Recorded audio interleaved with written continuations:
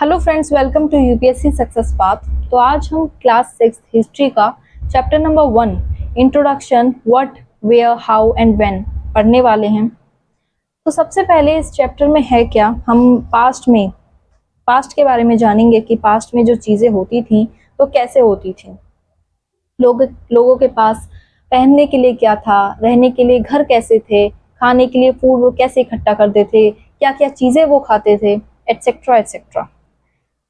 तो सबसे पहले हम एनसीईआरटी के टॉपिक से शुरू करेंगे।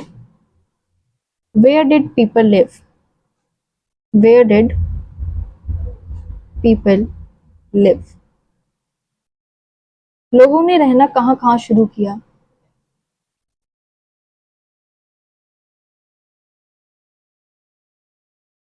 फाइव पॉइंट्स में हम इसे जानेंगे।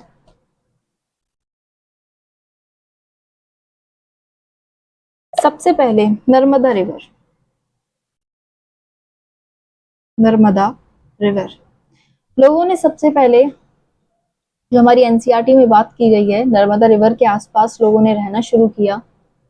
तो जो लोग रहते थे उधर वो स्किल्ड गैदरर्स थे, स्किल्ड गैदरर्स थे। फूड की गैदरिंग करते थे, वो बेसिकली फूड की गैदरिंग करते थे। ये तो हो गया नंबर 1। नंबर 2, हंटेड एनिमल्स,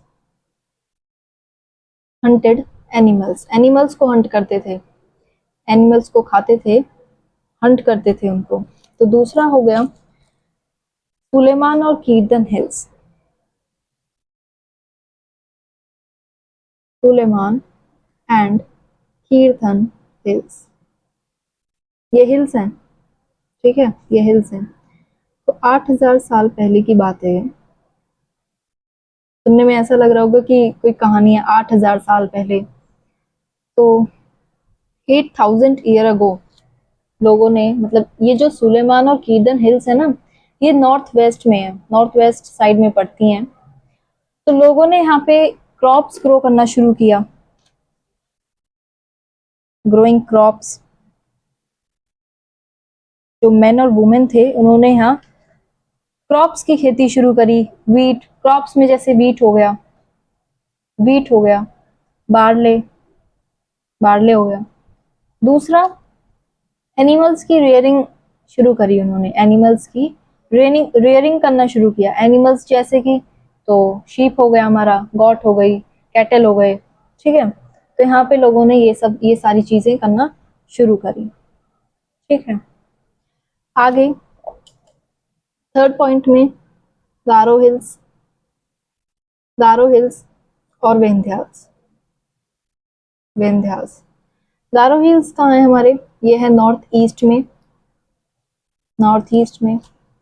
ये सुलेमान और कीर्तन हिल्स नॉर्थ वेस्ट में थे, ठीक है, ये नॉर्थ ईस्ट में है। मैंने यहाँ NE लिखा है तो आप समझ जाइए ये नॉर्थ ईस्ट है, ठीक है। विंध्यास ये सेंट्रल में थे, सेंट्रल। देखिए, जब भी आप चैप्टर पढ़ रहे हैं, हिस्ट्री का हो, पॉलिटी का हो या फिर जियोग्राफी का हो, तो आप अपने साइड में ना एनसीईआरटी को लेके बैठे, ताकि आपको ना चीज़ों को समझने में ना बहुत आसानी हो जाए। जब आप पिक्चर्स को, सारी चीज़ों को, मैप्स को, इन सारी चीज़ों को जब आप देखोगे खुद, तो आपको ना चीज़ें कैच करने में बहुत ईजी पड़ेगा, ठीक है। तो यहाँ पे सबसे पहले विंध्यास में राइस की खेती शुरू होती है, rice. The place where rice was first grown are the north of the Vindhyas, ठीक है। एग्रीकल्चर भी शुरू किया गया था लोगों ने, इधर एग्रीकल्चर की डेवलपमेंट भी हुई थी। आगे हम आते हैं Indus, Indus and it's tributaries, and it's tributaries. तो ये 4700 ईयर्स अगो। यहाँ पे ट्रिब्यूटरी का मतलब क्या है, तो ट्रिब्यूटरी बेसिकली वो छोटी छोटी रिवर्स होती हैं, वो छोटी छोटी रिवर्स होती हैं जो एक बड़ी रिवर में जाके फ्लो करती हैं, मतलब बड़ी रिवर में जाके वो मिलती हैं, ठीक है। अब 4700 ईयर अगो यहाँ पे सिटीज फ्लरिश्ड, हुई बैंक्स में, इस रिवर के बैंक्स पर जो सिटीज हैं वो फ्लरिश्ड हुई। Later 2500 year ago cities development of cities developed on the banks of Ganga. Ganga banks के आसपास जो सिटीज हैं वो डेवलप्ड हुई उसकी ट्रिब्यूटरीज के आसपास और सी कोस्ट के आसपास। ठीक है, आगे आगे हमारा लास्ट पॉइंट बचता है गंगा एंड इट्स ट्रिब्यूटरीज। यहाँ ये इंदस था और यहाँ एक गंगा है and it's tributaries.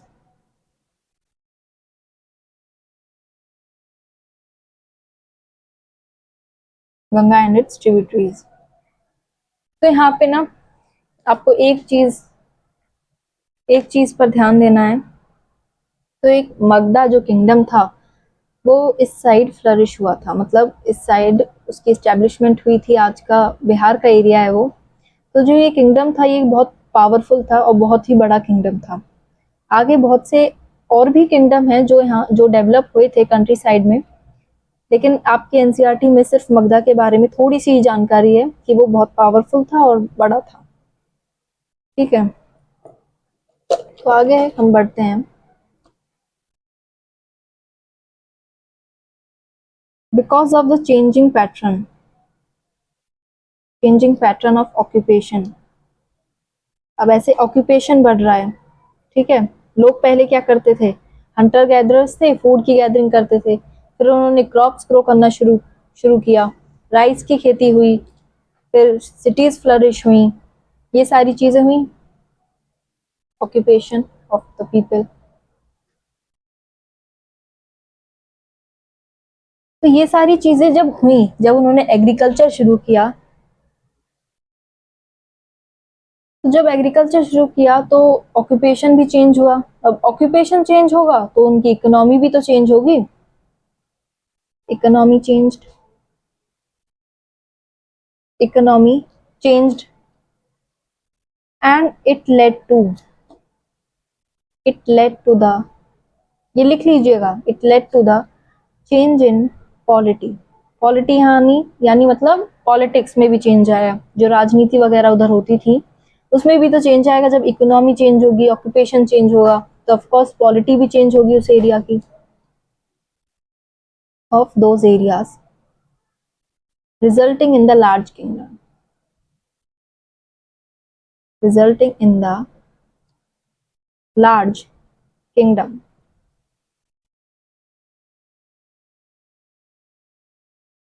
South of the river Ganges, south of the river Ganges and south of the river Ganga.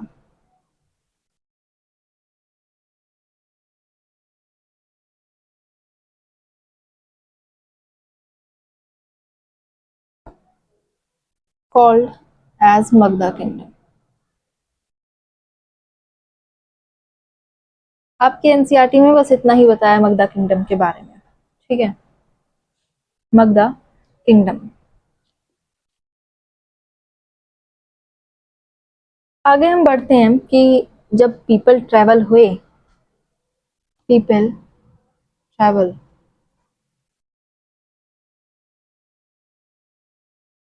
People travelled. अब एक जगह से one part of the subcontinent, one part of the subcontinent to another other part of subcontinent।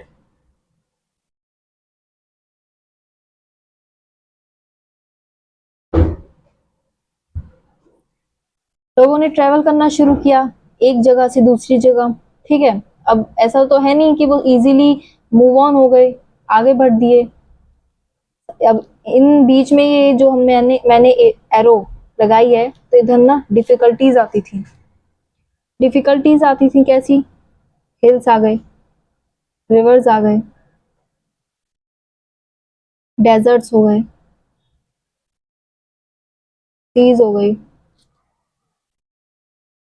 ठीक है, अब जब लोग एक जगह से दूसरी जगह मूव करेंगे तो ये सारी चीजें भी तो आएंगी, इनको फेस करते हुए जब भी तो जो मूव कर रहे हैं, पीपल मूव कर रहे हैं, ट्रैवल कर रहे हैं, तभी तो वो अदर पार्ट ऑफ सब कॉन्टिनेंट पहुंचेंगे। तो जो उनकी जर्नी होती थी वॉज नॉट ईजी, ईजी नहीं होती थी, लेकिन फिर भी ईजी नहीं है, ये सारी चीजें आ रही हैं लेकिन फिर भी वो पास करते थे, मतलब एक जगह से दूसरी जगह जाते थे। तो इसे लिख लीजिए, आउटकम। आउटकम क्या होता था? When people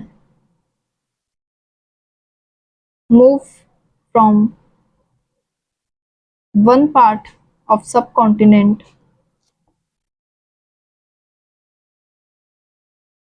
one part of subcontinent to other,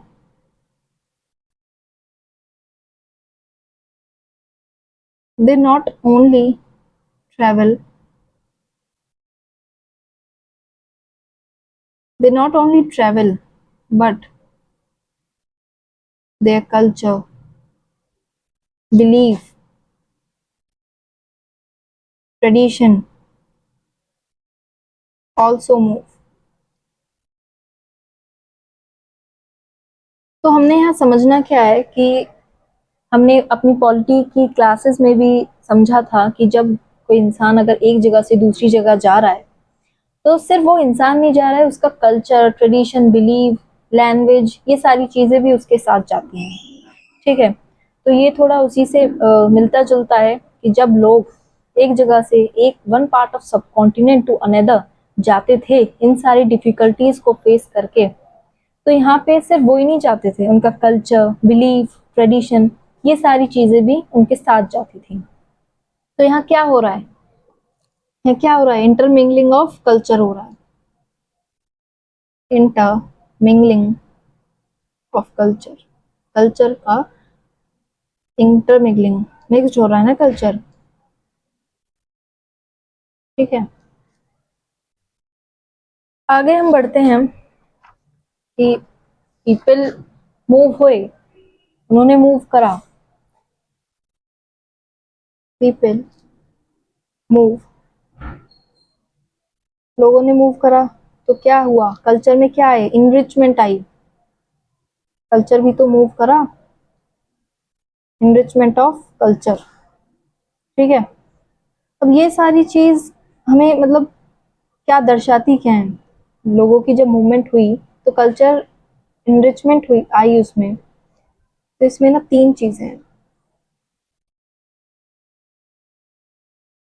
हैं। तो फर्स्ट हो गया, लोगों ने ना new ways of craving, stone पे जो क्रेविंग होती है, जिस जो आकार देते हैं उस स्टोन को, वो भी लोगों ने सीखा। अब सपोज करिए कि ए पार्ट पे, मतलब ए जगह पे कोई इंसान, मतलब इंसान रह रहे हैं, पीपल लिव, ठीक है, तो वो अपने तरीके से, जो उनका खुद का वे है, खुद का सोर्सेज है, उसी टाइप से तो वो स्टोन की क्रेविंग करेंगे। लेकिन जब वो बी पार्ट में गए, उन्होंने देखा कि वहाँ के लोग अलग तरीके से स्टोन की क्रेविंग करते हैं, तो उन्होंने वो चीज़ सीखी ना, वो चीज़ उन्होंने भी अपनाई, उन्होंने भी सीखी बी जगह से जो लोग रहते थे। तो यहाँ पे ये लिखा है कि new ways of craving, carving on stone. ठीक है, दूसरा हो गया म्यूजिक कॉम्पोजिशन, म्यूजिक कॉम्पोजिशन। और थर्ड, फूड वेराइटी, फूड में वेराइटी आई, कुकिंग, लोगों ने नई नई चीजें सीखी। तो ये था।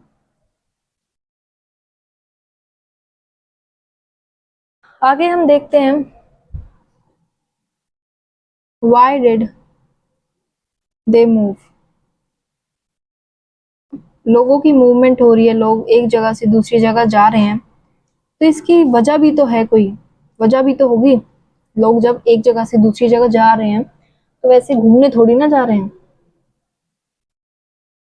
एनसीईआरटी में 4 वजह हैं, 4 रीजंस हैं।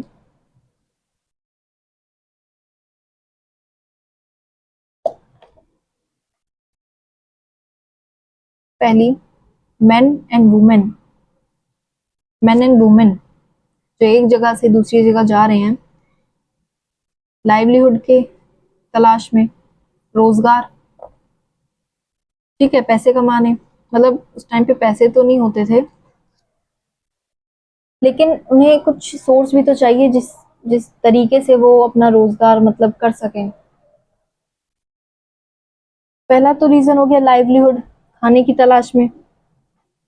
दूसरा हो गया to escape from natural calamities,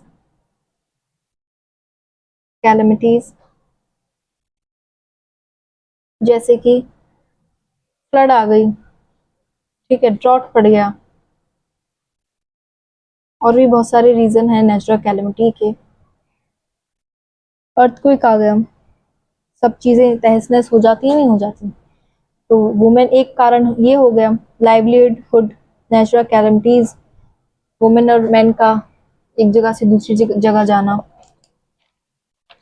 दूसरा, मैन मार्चिंग विद आर्मीज,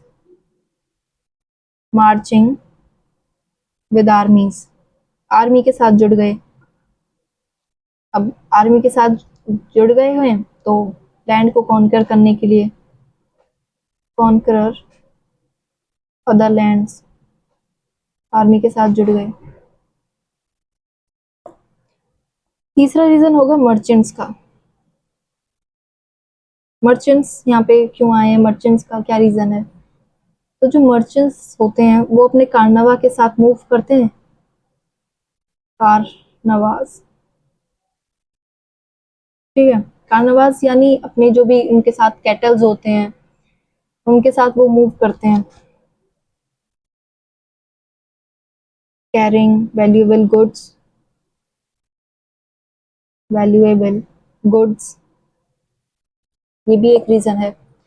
और जो हमारा लास्ट रीजन है वो है रिलीजियस टीचर,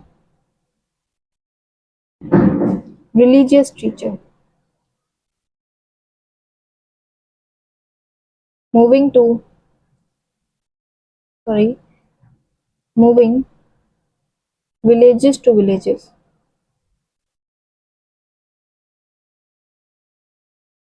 अब जो रिलीजियस टीचर हैं वो अपने हाइम्स को सुनाने के लिए, पोएम्स को सुनाने के लिए एक जगह से दूसरी जगह जाते हैं। ये चार रीजन हैं जो लोग एक जगह से दूसरी जगह मूव करते हैं, ठीक है। आगे जब डिफिकल्टीज भी आती हैं, डिफिकल्ट भी होता है कि जो नेचुरल फ्रंटियर्स हैं, हमारे जो इंडिया के नेचुरल फ्रंटियर्स हैं, उनको क्रॉस करके जब लोग आते हैं तो उनको क्या क्या परेशानी क्या होती है, मतलब साउथ में अगर देखें, साउथ साइड में तो इस साइड भी पानी है, वाटर, इस साइड भी वाटर है, ठीक है, यहाँ से ये दिक्कतें आती हैं। ईस्ट में जाएं तो हिली एरिया, माउंटेन्स आते हैं, माउंटेन्स, ठीक है, लेकिन फिर भी जो लोग हैं वो उनको क्रॉस करते हैं और सब कॉन्टिनेंट में आते हैं। तो जो लोग थे वो इन नेचुरल फ्रंटियर्स को पार करके क्रॉस करके आते थे, ठीक है। अब इससे क्या होता था, इससे ना कल्चर की इंटरमिंगलिंग होती थी, culture led to culture intermingling, सिर्फ कल्चर की नहीं, हर चीज की, ट्रेडिशन हो गया, लैंग्वेज हो गई, इन सारी चीजों की इंटरमिंगलिंग होती थी, ठीक है। अब इन नेचुरल फ्रंटियर्स को क्रॉस करके ये हमारे लैंड पर पहुंचे। आगे हम अपनी जमीन, अपनी धरती के बारे में जानेंगे थोड़ा सा। आर लैंड, आर लैंड, तो आपके एनसीईआरटी में दो वर्ड्स से परिचित होना है पहले। एक तो हो गया इंडिया, दूसरा हो गया भारत। इंडिया, भारत, तो ये जो इंडिया वर्ड है ये ना इंदस से आया है, comes from the word Indus. ठीक है, ये जो इंडिया वर्ड है ये इंदस से आया है। इसको हम संस्कृत में ना सिंधु कहते हैं, हम इसे संस्कृत में सिंधु कहते हैं। ठीक है, अब जो यहाँ इरानियंस आए थे, इरानियंस एंड ग्रीक्स, तो ये ना सिंधु वर्ड से बड़े फेमिलियर थे और यही लोग, इन्होंने हिंदूज और इंदस बोलना शुरू किया था। इरानियंस और Greeks familiar with familiar with Sindhu, familiar with Sindhu, और इन्होंने ही इसको हिंदोस हिंदोस हिंदोस बोलना शुरू किया था। ठीक है, आगे भारता वर्ड पे आते हैं। तो ये जो भारता वर्ड है ये ना ग्रुप ऑफ पीपल के लिए जो नॉर्थ वेस्ट में रह रहे हैं उनके लिए यूज होता है। Used for group of people living in the north west, living in the north west. इन लोगों के बारे में ना ऋग्वेदा में भी मेंशन है, जो इस एरिया में रहते थे। Rigveda also mentioned. ठीक है, भारता का मतलब क्या है? ग्रुप ऑफ पीपल जो नॉर्थ वेस्ट में रह रहे हैं, और इसका इन लोगों का ऋग्वेदा में भी मेंशन किया गया है। बाद में इसका इस वर्ड का यूज इंडिया के लिए होने लगा।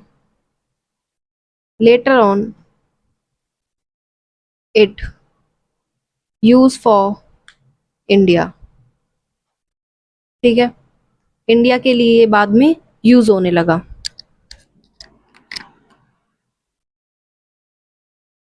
तो आगे बढ़ते हैं। तो इन चीज़ों के बारे में जो अभी हमने चीज़ें पढ़ी हैं कि लोग रहते कहाँ थे और खाना पीना कैसे होता था इनका, ये कंट्री के हमारे अंदर कैसे आए, तो इन चीज़ों से पता कैसे चलता है, ये सब चीज़ें हमें कैसे पता चली? तो ये ना सोर्सेज थे, हमें सोर्सेज की वजह से इनका पता चला है। थ्री वेज जो एनसीईआरटी में मेंशन है। पहला,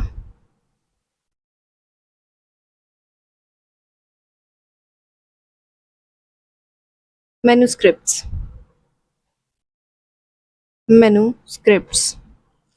दूसरा है इंस्क्रिप्शंस। और तीसरा है archaeology.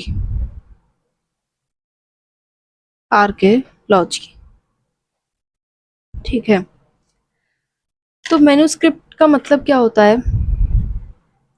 Menu means hand and script means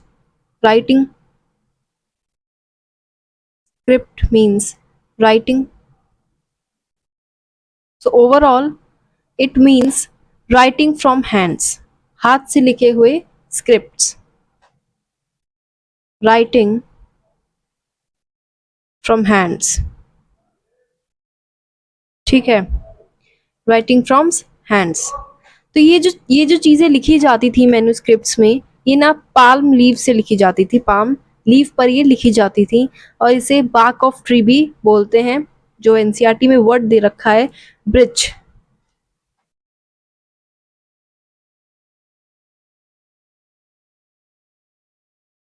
right on palm leaves या फिर बार्क ऑफ ट्री, क्या कहते हैं इसको? ब्रिच बोलते हैं। ठीक है, अब थोड़ा लैंग्वेजेस, मैन्युस्क्रिप्ट्स में जो लैंग्वेजेस होती हैं उसके बारे में देखते हैं।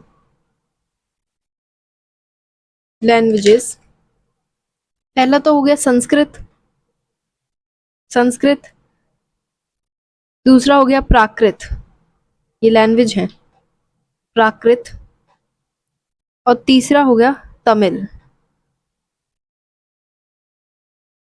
ठीक है।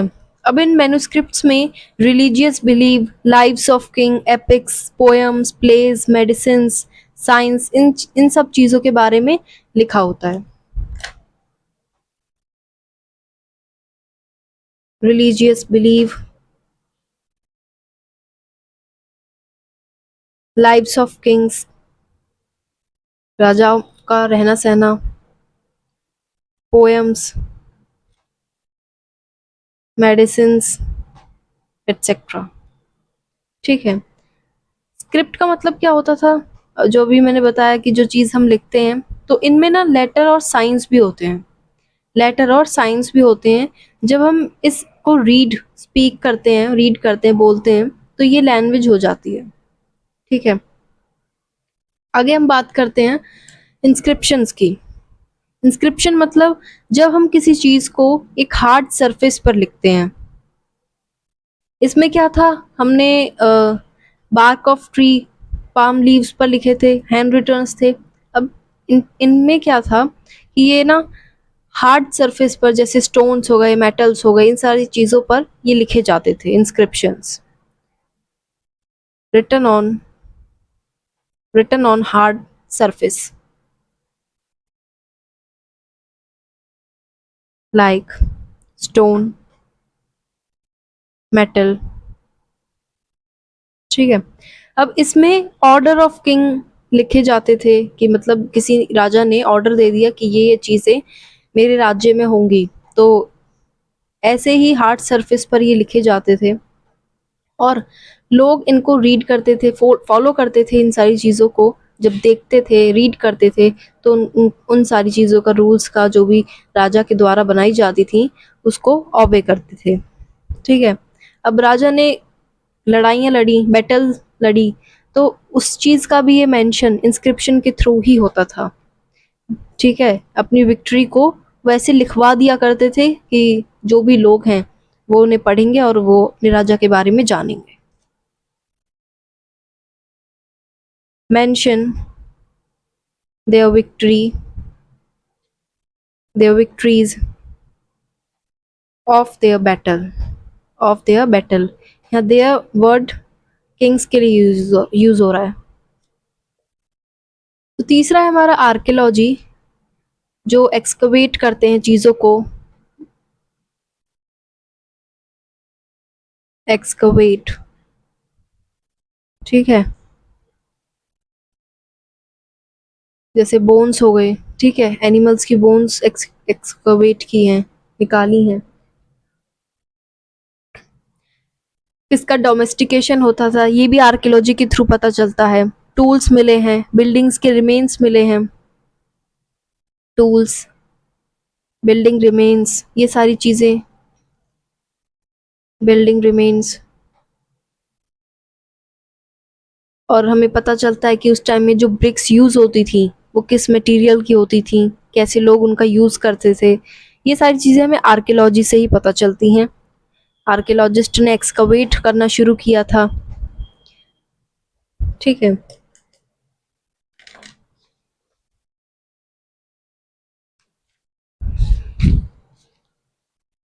तो यही है हमारा चैप्टर आज का, जिसमें हमने जाना कि जो पुराने टाइम में जो लोग रहते थे वो कहाँ रहते थे, सब कॉन्टिनेंट में कैसे आए, कल्चर की इंटरमिंगलिंग कैसे हुई, हमें सोर्सेज के बारे में कैसे पता चला, ये सारी चीज़ें। आई होप आपको समझ में आया होगा। Thank you.